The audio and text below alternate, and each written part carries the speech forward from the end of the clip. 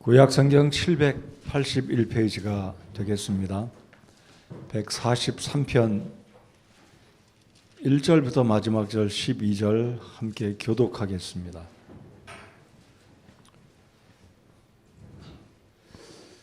지난 수요일 날은 142편 말씀을 전했고요. 오늘은 143편이 되겠습니다. 제가 먼저 1절을 읽겠습니다. 오 주여, 내 기도를 들으시고 내 간구에 귀를 기울이소서. 주의 신실하심과 주의 의로우심으로 내게 응답하소서.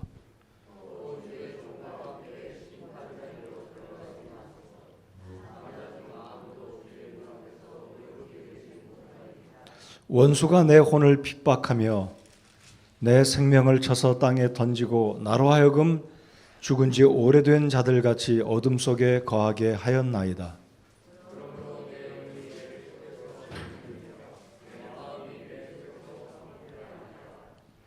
내가 옛날을 기억하고 주께서 행하신 모든 일을 묵상하며 주의 손이 행하시는 일을 깊이 생각하나이다.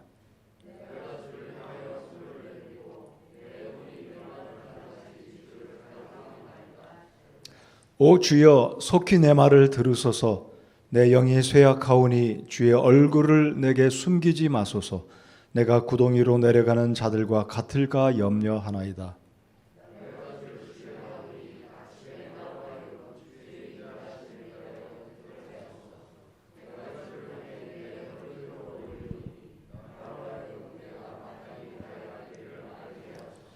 오 주여, 내 원수들에게서 나를 건지소서. 내가 주께로 피하여 숨고자 하나이다.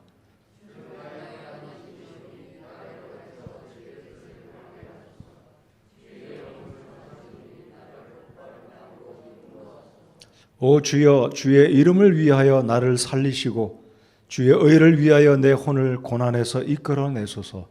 또 주의 긍휼로 내 원수들을 끊으시고 내 혼을 괴롭게 하는 모든 자들을 멸하소서. 나는 주의 종이니이다. 아멘. 하나님께서 이 말씀을 축복하시도록 기도하시겠습니다. 하나님 아버지, 추운 이 겨울철 추위에도 무릅쓰고 이 아침에 저희들 주님 앞에 나와서 함께 마음 모아 기도할 수 있는 귀한 시간 주심을 감사드립니다. 하나님, 오늘 시편 143편을 통해서 다윗을 통해서 하나님 우리에게 주시고자 하는 이 귀한 말씀의 교훈과 진리를 배우게 하시고 어떤 환경에 처하든지 하나님 다윗과 같이 주님을 신뢰하고 주님을 따라가는 믿음의 사람들로 살아가는 저희들 모두가 되게 해 주시옵소서. 예수님 이름으로 기도드렸습니다. 아멘. 143편은 142편과 어찌 보면 그렇게 상황이 같은 이 다윗의 곤란한 지경에 처했는지 우리가 이해가 더 잘 갈 것 같습니다. 142편을 다시 한번 열어서 제목을 보시면 1절 위에 다윗의 마스길이다라고 지난 수요일날 제가 말씀을 드렸습니다.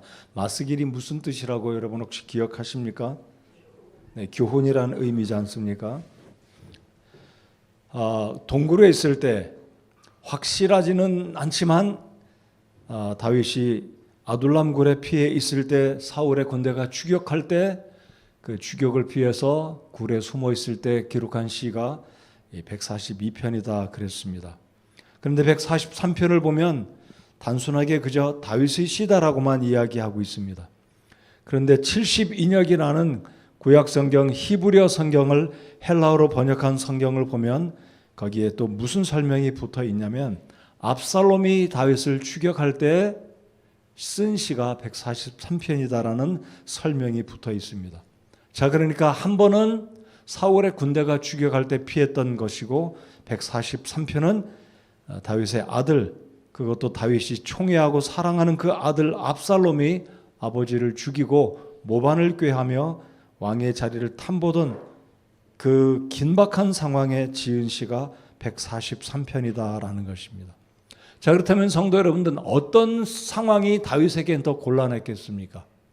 사울이 추격해서 도망갈 때가 곤란했겠습니까? 아니면 아들에 의해서 목숨을 부지하기 위해서 도망갔을 때가 다윗에게 기가 막힌 심정이겠습니까? 후자라고 생각이 되지 않으십니까? 사울이야 어찌 보면 남이라고 할 수 있겠지만 압살롬은 자기 아들이 아니겠습니까? 그래서 142편 읽을 때도 다윗이 그 괴로운 심정을 1절에서 7절까지 쭉 설명해 놓았던 것을 지난 수요일날 저녁에 살펴보았습니다. 이 143편은 제가 볼 땐 더 기가 막힌 그런 상황이 아니었을까.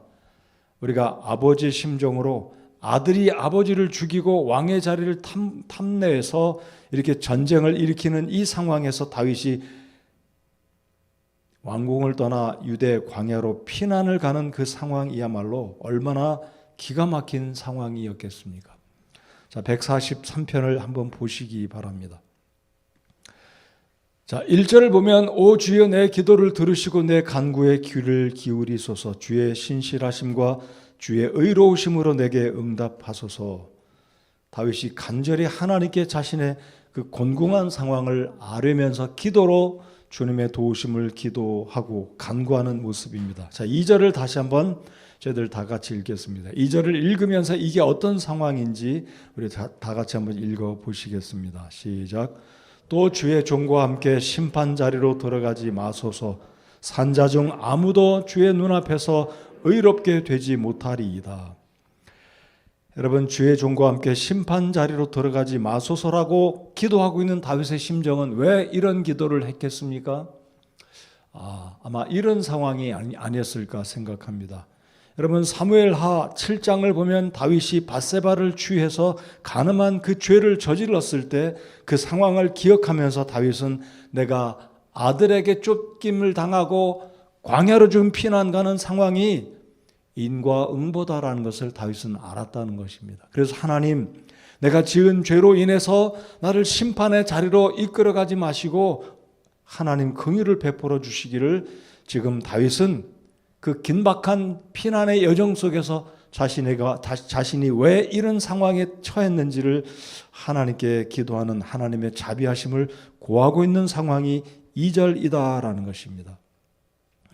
자, 142편에 여러분 지난 수요일 날이죠. 이틀 전 저녁에 5절에 보면 주는 나의 피난처시오라고 다윗이 고백했습니다. 그래서 그 아둘람이란 뜻은 무엇이라고 말씀드렸습니까?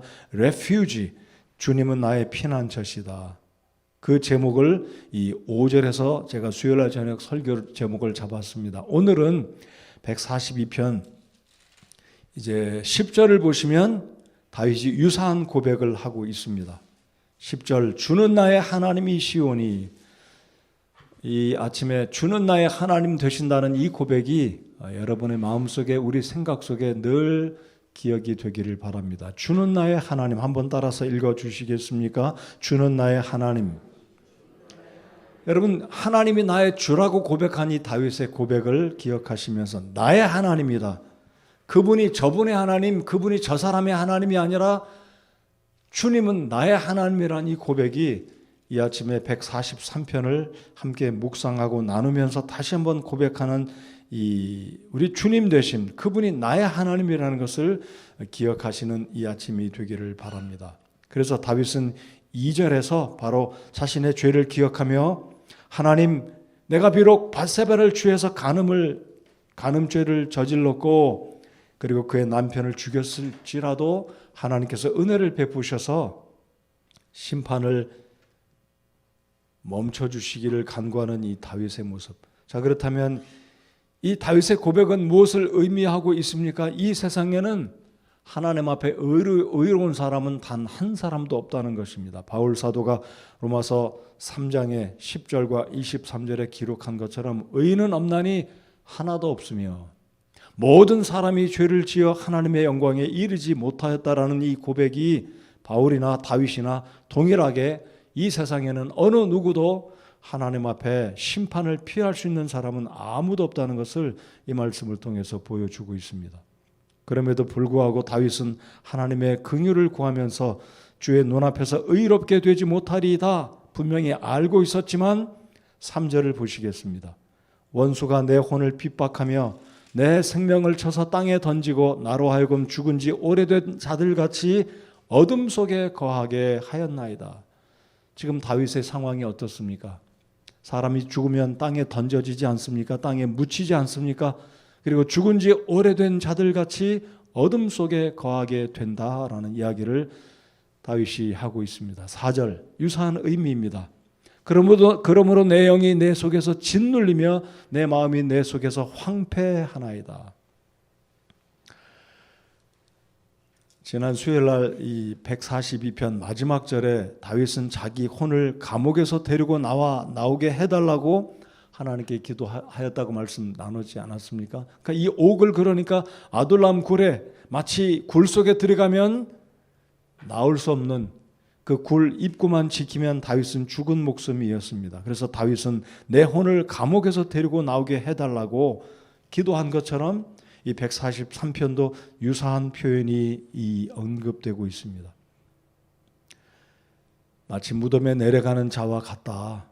이 다윗의 상황을 생각하면 여러분이 만약에 다윗이라고 생각하면 얼마나 기가 막힙니까? 아들 때문에 그 총애하던 아들, 믿었던 아들이 아버지를 향해서 칼을 들고 군사들을 데려와서 아버지를 몰아내고 죽이고 그 왕의 보좌를 차지하려는 이 기가 막힌 상황을 생각할 때 다윗이 얼마나 원통하고 화도나고 한편으로는 자신의 죄로 인해서 나단 선지자를 통해서 이야기한 것처럼 너의 집안에 칼이 끊이지 않을 것이다. 다윗은 분명히 알았다는 것입니다. 그래서 자신의 그 기가 막힌 상황을 생각하며 그럼에도 불구하고 주는 나의 하나님이시다.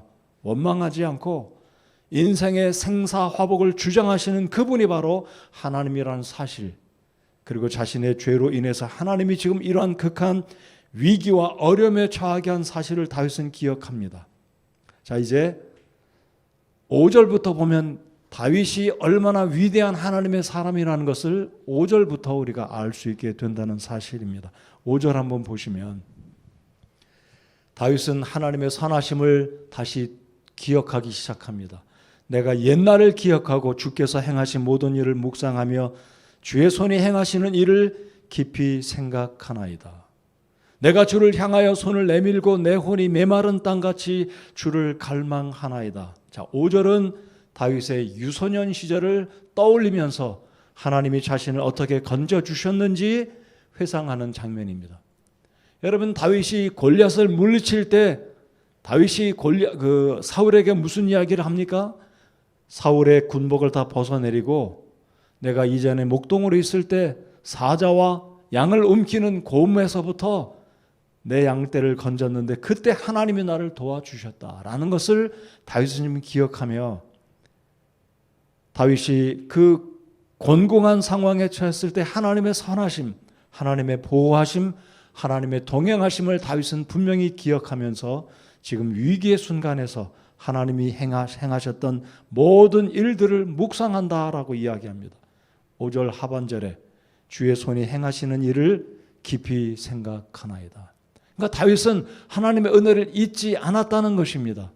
사랑하는 성도 여러분들, 우리가 고난에 처할 때 예전에 행해 주었던 하나님의 선하심을 사실 기억하기는 쉽지 않습니다. 우리가 어떻습니까? 지금 당면한 고난 때문에 하나님의 은혜는 다 잊어버릴 수가 있다는 것입니다.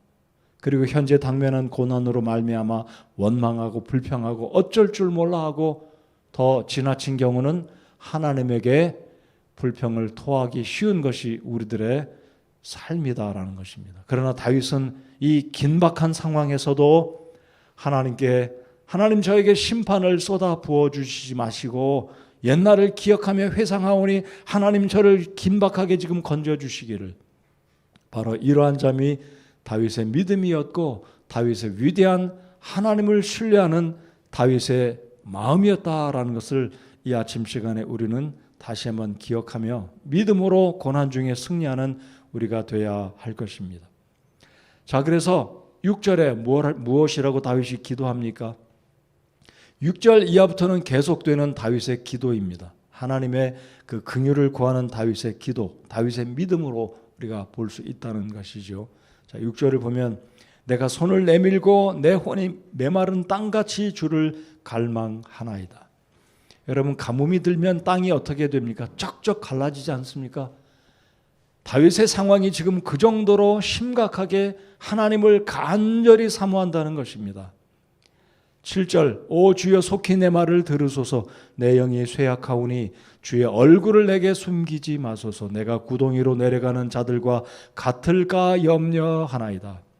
방금 말씀드렸듯이 142편 마지막 절에 내 혼을 감옥에서 데리고 나오사, 이 의미와 이 143절에 방금 읽은 이 8절에 이 7절에 내가 구덩이로 내려가는 자들과 같을까 염려하나이다. 여기서 말하는 구덩이는 그러니까 사지로 내려가는, 죽음으로 내려가는, 음보로 내려가는 자신의 심정과 같은 이 다윗의 마음을 하나님께 토로하고 있다라는 것입니다.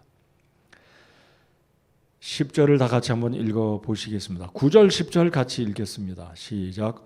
오 주여 내 원수들에게서 나를 건지소서. 내가 주께로 피하여 숨고자 하나이다. 주는 나의 하나님이시오니 나를 가르쳐 주의 뜻을 행하게 하소서. 주의 영은 선하시오니 나를 곧바른 땅으로 인도하소서. 사랑하는 성도 여러분들, 다윗의 심정을 이해하시겠습니까? 사울에게 쫓겨다니는 것도 정말로 힘든 일이지만 그 믿었던 아들이, 아니 이 아들이 나의 목에 칼을 겨누고 쫓아오는 이 상황에 아마 다윗이, 여러분 사무엘하 그 7장 이하를 쭉 골리앗 물리치고 이 다윗이 얼마나 백성들에게 인정받고 그러다가 사울에게 추격을 당하고 다시 회복해서 이제는 다윗이 왕이 되었습니다. 여러분 다윗이 이전에는 왕의 자리에 등극하지 않은 상태에서 도망다녔던 상황과 이제는 왕이 돼서 나라를 다스리고 온 권력을 누리고 왕으로서 정말로 태평성세의 시대에 갑자기 압살롬에게 이런 곤경한 상황을 처했을 때 다윗이 얼마나 기가 막혔겠습니까? 광야로 내몰렸을 때 그의 신하들이 조언을 합니다. 군비를 갖추고 압살롬을 치면 승리할 수 있는 승산이 있다. 압살롬은 그의 밑에 있는 모사를 둬서 어찌하면 다윗을 죽이고 다윗의 용사들을 물리치고 이 모반에서 승리할 수 있겠느냐? 그 상황을 여러분 기억하시죠? 다윗은 상당히 사실 위험했었습니다. 그럼에도 불구하고 다윗은 자신의 사랑하는 그 아들을 하나님께 맡기면서 현실로는 곤궁에 처한 이 상황을 하나님이 건져주시기를, 그래서 다윗은 하나님이 건져주시지 않으시면 내가 피할 수 없다는 곤궁한 상황으로 7절에서 말한 것처럼 구덩이로 내려가는 자들과 같을까 염려하나이다. 자, 그럼에도 불구하고 다윗은 12절을 보시면 12절에 힌트가 들어 있습니다. 다윗은 이 상황에서도 하나님을 끝까지 신뢰하는 믿음을 포기하지 않았다는 사실을 어떻게 알 수 있냐면요, 12절을 보시기 바랍니다. 또 주의 긍휼로 내 원수들을 끊으시고 내 혼을 괴롭게 하는 모든 자들을 멸하소서. 여기까지만 제가 읽고 나머지 한 문장은 남겨두었습니다. 여러분, 다윗의 마음이 실제로 아들을 죽여주시기를 하나님께 기도한 것일까요? 내 원수들, 압살롬과 그 밑에 소아해서 압살롬을 도와 다윗 왕을 몰아내려고 하는 그 악한 무리들을 다윗은 그들이 정말 압살롬을 포함해서 다 죽기를 바랬을까요? 아마 그러지는 않았을 것이라고 생각합니다. 이게 부정 아니겠어요? 아버지의 마음, 아버지의 사랑 아니겠습니까? 그런데 다윗의 간구는 긍휼을 간구했다는 것입니다. 하나님 이 문제를 해결하시고 나를 건져주시고, 마지막 문장 다 같이 읽겠습니다. 나는 주의 종이니이다. 시작. 나는 주의 종이니이다. 이 143편에서 한 문장 그리고 마지막 문장을 꼭 기억하시기 바랍니다. 10절 주는 나의 하나님이시고 나는 주의 종이다. 여러분, 다윗은 지금 왕입니다. 근데 다윗은 하나님 앞에서는 여전히 종이라는 사실을 결코 잊지 않았다는 사실입니다. 우리가 인생을 살아갈 때 잘 되고 형통하고 높은 지위에 오를 수도 있지만 여전히 우리는 하나님 앞에 낮은 종일 수밖에 없다는 사실을 이 아침 하루가 시작되는 이 시간에 인정하는 우리 모두가 되어야 하겠습니다.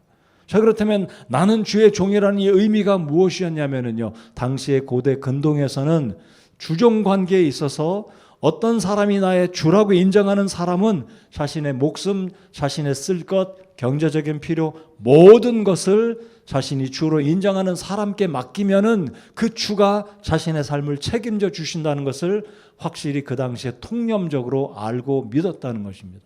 그러니까 지금 다윗은 하나님 앞에 자기가 왕의 신분임에도 불구하고 하나님이 자신의 왕이라는 것을 인정하였다는 사실은 또 다른 측면에서 이게 무슨 의미냐면요, 하나님이 나를 건져주시고 보호하시고 책임져 주실 것이다. 왜냐하면 그분이 나의 하나님이기 때문에. 여러분, 이 말씀의 사실로 미루어 보아 우리의 하나님이 우리를 지키시고 보호하고 건져주시는 하나님이라는 사실을 이 아침에 우리는 믿고 확신해야 한다는 것입니다. 여러분의 삶의 모든 필요를 공급하시고 우리의 기도의 제목들을 알고 계시는 그분이 나의 하나님이라는 사실, 주님이 나의 하나님이라는 사실을 이 아침에 인정하시고 믿고 확신하시면서 여러분의 가정의 모든 두려운 일들, 걱정스러운 일들, 미래 모든 것들을 하나님께 맡기시는 그분이 나의 주님이시기 때문에 내 삶을 책임져 주신다. 이 사실이 다윗이 시편 143편을 끝마치면서 하나님의 긍휼을 구하고 마지막 문장은 나는 주의 종이니이다. 첨언하면 하나님 당신이 책임져 주십시오. 그렇게 하실 줄 믿습니다. 이 고백이 다윗이 주님은 나는 주의 종이니다, 이 고백으로 시편 143편을 끝맺고 있다라는 것입니다. 자, 142편은 어떻게 끝났다고요? 나를 감옥에서, 내 혼을 감옥에서 데리고 나오실 것을 다윗이 믿고 주님을 찬양한다고 시편 142편 7절에 이야기하고 있습니다. 오늘 이 하루도 저와 여러분의 가정에, 여러분의 자녀들 삶에, 여러분의 직장과 일터 위에 우리의 모든 머리부터 발끝까지 내게 필요한 영적인 문제, 육적인 문제, 자녀의 문제, 우리의 모든 것을 주 하나님께 맡기고 나는 주님의 종이다라는 확고한, 주님을 신뢰하는 우리 집사님들, 자매님들, 저와 여러분 모두가 되시기를 바랍니다. 기도하시겠습니다. 하나님 아버지, 이 아침에도 우리 주 하나님을 예배합니다. 저희들 주님 앞에 우리의 상황을, 우리 마음속의 소원을 다윗처럼 주님 앞에 들고 나아갑니다. 주는 우리의 하나님이시고 자비하신 하나님이심을 믿고 감사드립니다.